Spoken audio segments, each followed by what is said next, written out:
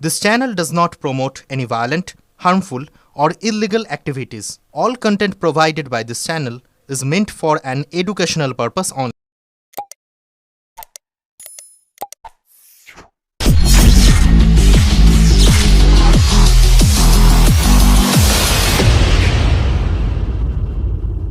নমস্কার, আপনারা দেখছেন আমার কলকাতা নিউজ। আমি অদৃশ, যাকে সবাই আদি বলে চেনে। যেটা মেন হচ্ছে আর কিছুক্ষণের অপেক্ষা, তারপরে শুরু হচ্ছে চুঁচুড়া বিধানসভা উৎসব। একদম শেষ মুহূর্তের প্রস্তুতি, কয়েক ঘন্টার পরই মেতে উঠবে একদম চুঁচুড়া সহ হুগলি জেলা। এই প্রথমবার অনুষ্ঠিত হচ্ছে চুঁচুড়া বিধানসভা উৎসব।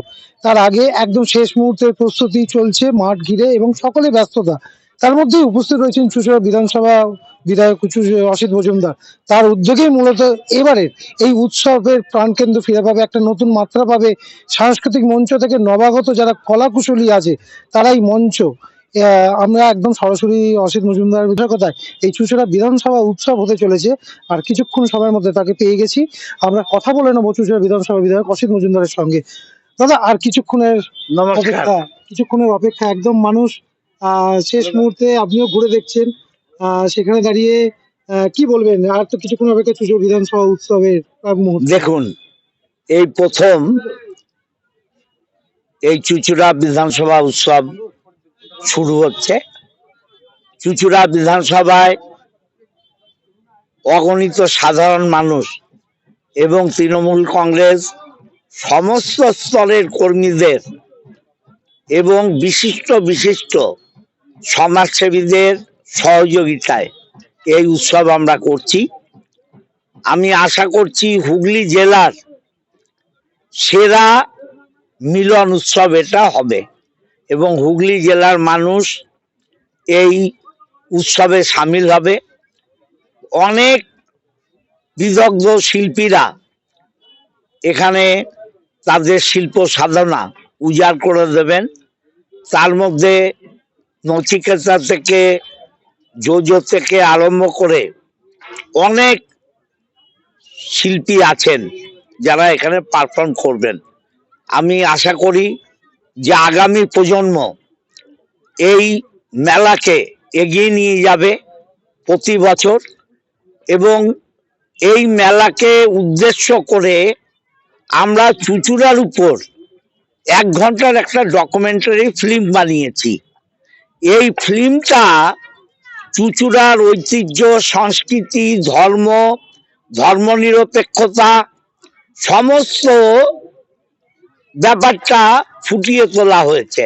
সেটাও এই মেলা মঞ্চে এলইডি যে সিস্টেম আধুনিক যুগে আছে তার মাধ্যমে মানুষ দেখতে পাবেন যে চুঁচুড়াটা কি।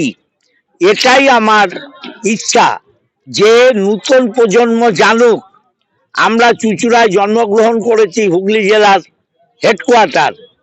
এটার চরিত্রটা কি, ভৌগোলিক অবস্থা কি, এবং এর মেন দর্শনীয় জায়গা কি, সবটাই জানতে পারবে। দাদা, এর আগেও আপনি বলেছিলেন এখানে একাধিক শিল্পী সুরের মূর্ছনায় ভাসবে চুঁচুড়া শহর তথা হুগলি জেলা।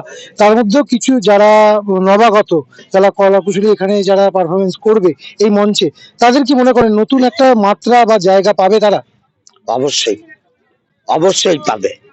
দেখুন, গানের তো পুরনো নতুন, নচিকেতা তো অনেক পুরনো, জোজো অনেক পুরনো, অনেক নতুন নতুন শিল্পী। আমার চুঁচুড়ো শহরের একজন জি বাংলার প্রখ্যাত শিল্পী, সেও গাইবে। নতুন প্রজন্ম এবং পুরনো প্রজন্ম দুটো সংমিশ্রণ ঘটবে। দাদা, অনেকে আপনি আগেই বলেছিলেন যে চুঁচুড়ার যারা নৃত্যশিল্পী আছে, গানের শিল্পী আছে, তারা অনেকে কিন্তু এখানে পারফরমেন্স করবে। তাদেরকেও কি সুযোগ দিচ্ছে এই চুঁচুড়া বিধানসভা উৎসব কমিটি? প্রায় চুঁচুড়া বিধানসভার 1100 শিল্পী, not a matter of joke, যারা গান করবে, নাচ করবে, কবিতা বলবে, নাটক করবে, একাঙ্ক নাটক করবে। 1100 শিল্পী 12 দিনে এই মঞ্চে তাদের প্রতিষ্ঠিত হওয়ার লক্ষ্যে লড়াই করবে। এটা কম ব্যাপার নয়। দাদা অনেকে মনে করছে যে অনেক ছোট ছোট শিশুরাও কিন্তু এই মঞ্চে মানে তাদের শিল্পকলা দেখাবে। এই মঞ্চ এই প্রথমবার চুঁচুড়া পাচ্ছে হুগলি জেলার মধ্যে, এটা একটা প্রাণকেন্দ্র হয়ে উঠবে। কি মনে করছেন যে এখান থেকে কি আরো নতুন প্রতিভা কি এখান থেকে উঠে আসবে? তো নাচের স্কুল, গানের স্কুল, তারা বাচ্চাদের দিয়ে পারফর্ম করবে। এই বাচ্চাদের মধ্যে থেকেই তো প্রতিভার জন্ম হয়।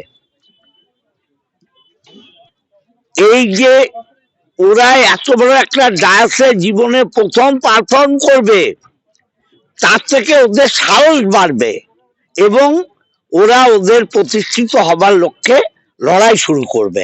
একদম শেষ প্রশ্নে এসেছি।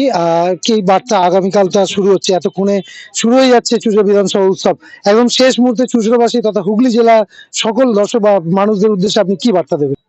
সবাই আসুন, আনন্দ উপভোগ করুন, আর আশীর্বাদ করুন বাংলার মুখ্যমন্ত্রী মমতা বন্দ্যোপাধ্যায়কে। তিনি যেভাবে মানুষের মধ্যে খেলা মেলা পুজো উৎসব এই ট্র্যাডিশন চালু করেছেন, সেটা যাতে চলতে থাকে। অনেক ধন্যবাদ আপনাকে। এতক্ষণ আপনারা শুনছিলেন একদম চুঁচুড়া বিধানসভা উৎসব কমিটির প্রধান পৃষ্ঠপোষক তথা যার উদ্যোগে এই এত বড় উৎসব হতে চলেছে। আর কিছু সময়ের মধ্যেই আমরা সবাই নজরে রাখবো, কিন্তু আর কিছুক্ষণের মধ্যেই শুরু হচ্ছে চুঁচুড়া বিধানসভা উৎসব। নজরে রাখুন আমার কলকাতা নিউজ।